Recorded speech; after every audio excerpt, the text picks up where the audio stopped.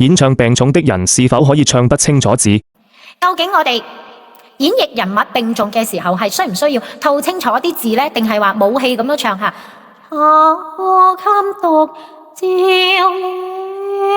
咁都得嘅咧，得唔得啊？大家覺得得唔得啊？好多同學仔頭先都話，其實係唔得嘅，係需要吐清楚啲字嘅。知唔知道點解啊？因為我哋粵劇粵曲係同觀眾交流嘅，我哋需要將啲字傳遞俾觀眾，我哋嘅情緒先可以傳遞俾觀眾，係咪？你一輪嘴咁人哋係唔知道你唱乜嘢，就唔知道你想表達嘅情緒係乜嘢，明白未？所以我哋就算係病重嘅人物，我哋啲字都要係唱清楚俾啲觀眾聽。咁點樣先可以唱清楚啲字，但係又能夠演繹到人物嘅病重嘅狀態呢？第一，你嘅字頭字腹字尾全部要交到俾觀眾；第二，人物嘅情緒一定要係恰落去吸落去嗰個字頭字腹字尾嗰度，明白未？人物嘅狀態嘅語氣吓，嗰個語氣吸落去個字頭字腹字尾嗰度，明白嘅同學仔打個 OK 上嚟。嗱，如果有同學仔想學到粵曲味嘅，一定要揾阿小秘書搶我哋嘅正字音訓練營，因為正字音訓練營咧會教大家嘅吐字，每一個字嘅字形嘅字頭字腹字尾都會教俾大家嘅，所以大家就唔使驚啦。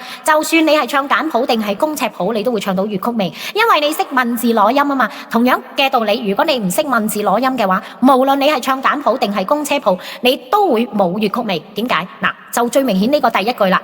山車是山車，你按住公車譜去，你係一定係唱唔到粵曲味嘅。抱襟獨照應，係咪啊？抱襟獨照應，咁你點唱？所以一定要識得問字攞音啦。抱襟獨照應，係咪啊？